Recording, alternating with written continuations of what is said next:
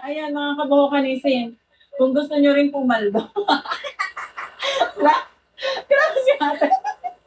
Kung gusto nyo rin pumaldo, ipagupit nyo na ang buhok nyo dito sa Sassy Styles, lalo kung mahaba ang buhok nyo katulad nito.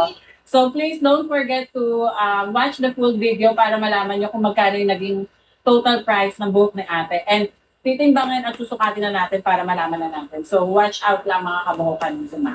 Love you. Sulit ba tayo? Sana diretso pagkatapos ng palduhan. Shout out sa Pure Gold, baka naman. Ay, ate! Wala naman yung, wala kang religion na something na tawag magpapit, wala, pakatawag.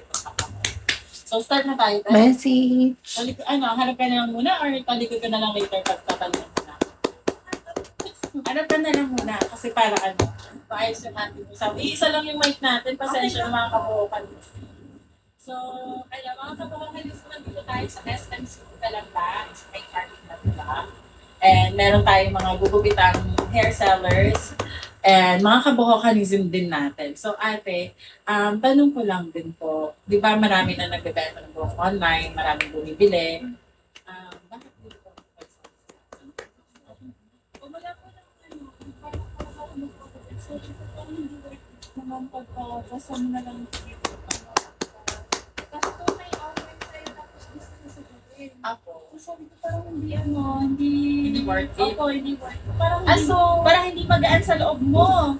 Tapos nakita ko po na sabi ko, what if kaya mag-research ako kung ano. Tapos nakita ko po yung page niya, ang daming picture niya. So nag-interest na ako. Tapos gusto ko siya na-install hanggang sa nag-message po ako. okay naman. Opo, okay naman. Message. Kasi ikaw masusunod kung anong haba Kung hanggang saan, di ba? Oh my gosh, thank you, Solo Boss. Natanong po ako dun, sabi ko, if ever ko na pwede ako magpaputi, gusto ko masusunod ko ba yung Ang Solo Boss. okay naman po.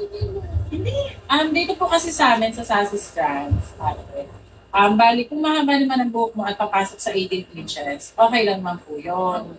Na kayo po ang masunod hanggat papasok po ang sukat na kailangan namin. Kasi po, merong ibang mga hair sellers na gusto na talagang ipagupit pero hindi pa pasok sa sukat. So, ang tendency, nagiging sagad talaga. Even sa amin, may mga nagupitan na kami, talagang sinagat din namin. Kasi nga, para makuha namin yung sukat. Pero, kinakausap namin ng masinsinan yung mga tao kung talagang desidido sila. Kasi, baka mamaya maging trauma sa kanila, di ba? Parang meron ako napapansin na kabuhokanism natin. Ayun, nandun siya sa may